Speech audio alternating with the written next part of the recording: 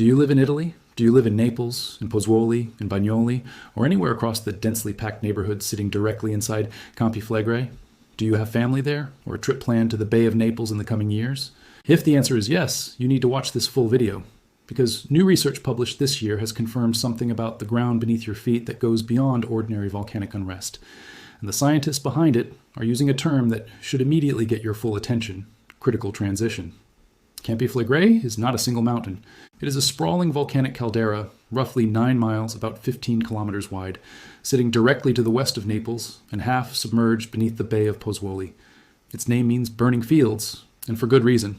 This caldera was carved out by a catastrophic eruption known as the Campanian ignimbrite, which blasted ash across the European continent approximately 39,000 years ago. An eruption powerful enough that some researchers believe it may have influenced climate patterns and even early human migration across the region. Today, more than 500,000 people live directly inside this caldera, not nearby, not on its slopes, but inside the boundary of an active volcanic system that has never stopped breathing. This next part matters because to understand why scientists are using the word accelerating right now, you have to understand the pattern that has played out at Campi Flegrei since 2005. The ground beneath this region rises and falls in a process volcanologists call bradyseism, slow seismic movement driven by magmatic and hydrothermal fluids shifting beneath the crust. Since 2005, the caldera floor has been on a sustained upward trajectory, and according to the most recent measurements, the ground has now risen approximately 140 centimeters, nearly 6 feet, since that year alone. INGV's Osservatorio Vesuviano, the scientific institute responsible for monitoring this caldera around the clock, continues to record an uplift rate currently averaging about 10 millimeters per month. That might sound modest, measured 1 month at a time. It is not modest when you understand that this rate itself has been climbing for 2 decades, with no clear sign of leveling off. But here is the problem, and this is where the new research changes the picture entirely. A study posted in April of 2026 by researchers Davide Zaccagnino, Didier Sornet, Antonio Giovanni Iaccarino, and Matteo Picozzi analyzed 2 decades of seismic and ground deformation data from Campi Flegrei and found something that goes beyond simple acceleration. The data, according to their analysis, is better described not by ordinary exponential growth, the kind of acceleration that simply speeds up steadily over time, but by what mathematicians call a regularized finite time singularity. In plain language, this means the acceleration itself is accelerating. The rate at which earthquakes and ground uplift are increasing is not just climbing, it is climbing in a way that mathematically points toward a specific moment in time when the underlying physical process must fundamentally change, one way or another. Most people are missing how significant this distinction actually is. An exponential growth pattern, while concerning, suggests a system that could theoretically continue indefinitely without ever reaching a breaking point. A finite time singularity pattern is fundamentally different. It is a self-reinforcing process, one that does not require any new external trigger to keep building momentum, because the system is now generating its own feedback loop. The earthquakes are weakening the crust. The weakened crust allows for more uplift. The increased uplift generates more earthquakes. Each cycle feeds the next, and according to the research team, this kind of pattern mathematically points toward a specific window in time, when the system either erupts, reaches what scientists call a bradyseismic peak, where the uplift simply stalls and reverses, or transitions into an entirely different dynamical regime that nobody can fully predict in advance. Here is why this is serious, in very concrete terms. The researchers' independent analyses converge on a critical time window of approximately 2030 to 2034, with ground uplift projected to reach about 4 meters by the early 2030s if the current pattern continues uninterrupted. That is not a distant geological horizon measured in centuries. That is within less than a decade from today. The study's geochemical and statistical evidence indicates that this entire evolution is being driven by deep magmatic volatile input, meaning gas and fluid rising from a magma source well below the surface, progressively pressurizing the crust above it. The researchers are explicit that this finding does not predict an eruption with certainty. What it predicts is a critical transition, a moment when something in this system's behavior has to change, and an eruption is only one of several possible outcomes, alongside a bradyseismic peak where the pressure simply stabilizes, or a broader regime change whose nature remains genuinely uncertain, even to the scientists studying it most closely. One more thing you need to know about how real this acceleration looks in the most recent monitoring data. Between February 23rd and March 1st of 2026, INGV's seismographs recorded approximately 70 earthquakes in a single week beneath the densely populated areas of Pozzuoli and Agnano, with magnitudes reaching as high as M3, 5. The following week, March 2nd through 8th, that count dropped to 47 events, still well above the system's typical background rate even after the apparent relief. For context, the system also produced a magnitude 4.6 earthquake in June of 2025, among the strongest recorded during this entire two-decade Unrest episode. Sulfur dioxide and carbon dioxide emissions from the Caldera's fumaroles, particularly the well-known vents at Solfatara and Pisciarelli, remain elevated as well. Additional independent evidence pointing toward the same underlying conclusion. Magmatic and hydrothermal fluid is actively moving beneath this caldera right now, not in some abstract future scenario. This is where it becomes dangerous in a very specific, well-documented way that the historical record makes painfully clear. Campi Flegrei has erupted only once in recorded history in 1538, producing a new volcanic cone called Monte Nuovo in the span of a single week. But the lead up to that eruption is the part that should command your full attention right now, because it mirrors, in slow motion, exactly the kind of warning signs the caldera is producing again today. Residents of Pozzuoli first noticed new land emerging from the sea as early as 1502, as centuries of ground subsidence reversed into uplift. That uplift accelerated through the 1530s, accompanied by intensifying earthquakes that reached a first climax in 1534, continuing to build for 4 more years before the eruption finally occurred in September of 1538.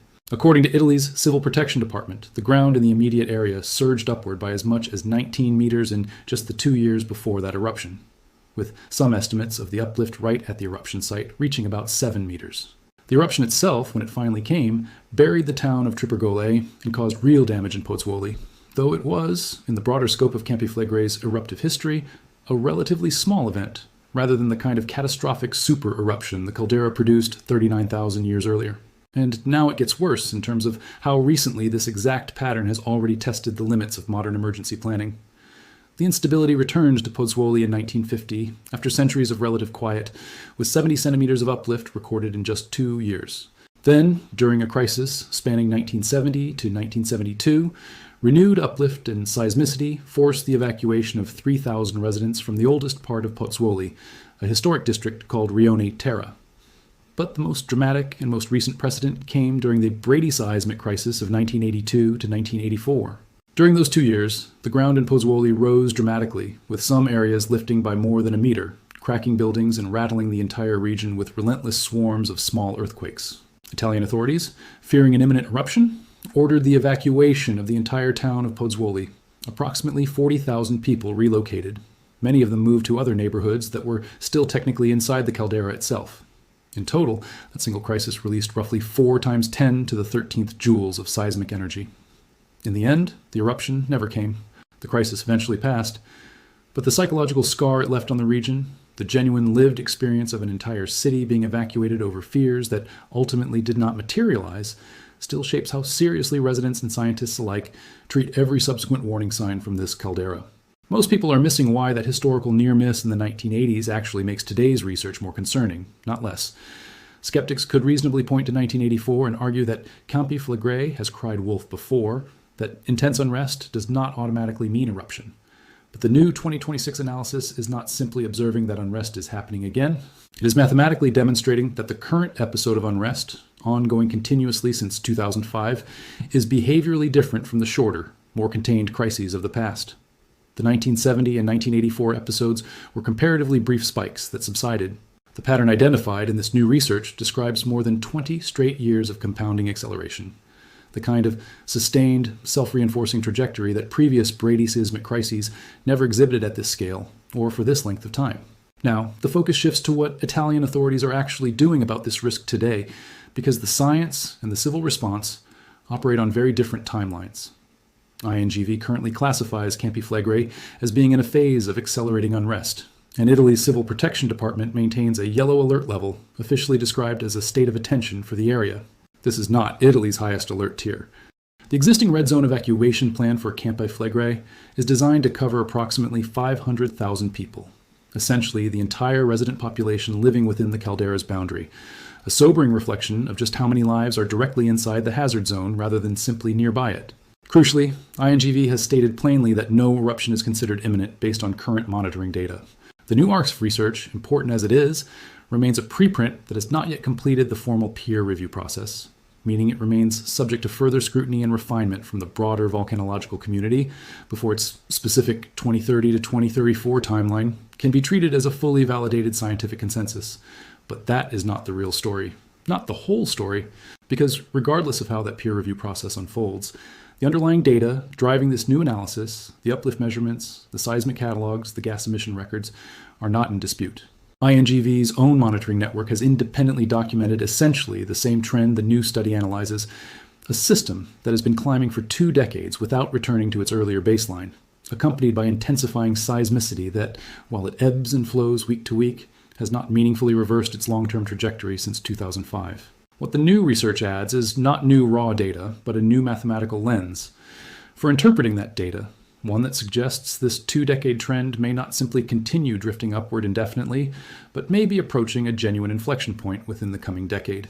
This is where it becomes dangerous for anyone tempted to dismiss this as just another overhyped supervolcano headline. Campi Flegrei is widely regarded among volcanologists as one of the most hazardous volcanic systems on Earth, precisely because of how many people live directly within its potential blast zone, a population density that has no real comparison among the world's other major caldera systems.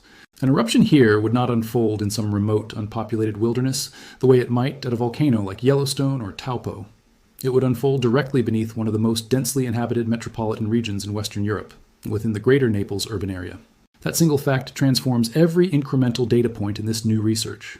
Every additional millimeter of monthly uplift, every additional earthquake swarm beneath Pozzuoli and Agnano, from an abstract scientific curiosity into a matter of direct civil defense planning for 500,000 people. One more thing you need to know about how scientists are framing the genuine uncertainty in this research, because intellectual honesty matters here just as much as urgency. The study's authors themselves are careful to note that their projected critical transition could resolve in several different ways, and an eruption is only one of those possibilities. The system could instead reach what researchers describe as a bradyseismic peak, where the accelerating uplift and seismicity simply level off and stabilize without ever producing an eruption at all, not unlike how the dramatic 1982 to 1984 crisis ultimately resolved without disaster. Or the system could shift into some other regime change entirely, a fundamentally different pattern of behavior that current models cannot yet fully characterize. The mathematics underlying this new analysis identifies a moment when something has to change. It does not and cannot tell us with certainty which of these outcomes that change will take.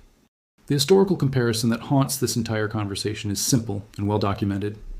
In 1538, ground uplift accelerated for decades, then intensified sharply in the final years, before eruption, then culminated in Monte Nuovo rising from the earth in a matter of days.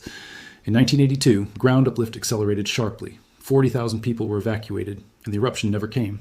Campi Flegrei has now demonstrated both possible endings to this same basic story within recorded history, and the new 2026 mathematical analysis is, in essence, asking which version of that story is unfolding again right now, 2 decades, into a pattern of acceleration that has already outlasted every comparable Unrest episode in the Caldera's documented past. The atmosphere across Pozzuoli and the wider Campi Flegrei region today is one of long accumulated familiarity layered uneasily over genuine new scientific concern. Residents here have lived with rumbling ground and minor earthquake swarms for 2 decades now, an experience that, for many, has simply become part of daily life in this corner of the Bay of Naples. But this new research represents something different from the routine background hum of bradyseismic activity that locals have grown accustomed to. It represents the first rigorous mathematical argument that this particular 2-decade-long episode of unrest is fundamentally different in character from anything the caldera has produced in its documented past, including the dramatic crisis of the 1980s that ultimately resolved peacefully. We will know more as this research moves through formal peer review and as INGV continues its around-the-clock monitoring of seismicity, ground deformation, and gas emissions across the caldera floor. But right now, this needs to be taken seriously by the 500,000 people living directly inside one of the most hazardous volcanic systems on the planet. The ground beneath Pozzuoli has been rising for 21 straight years. The rate of that rise is no longer simply increasing. According to the mathematics behind this new study, the increase itself is increasing. And somewhere in the years between 2030 and 2034, according to the scientists who built this model, something about that pattern will finally have to give.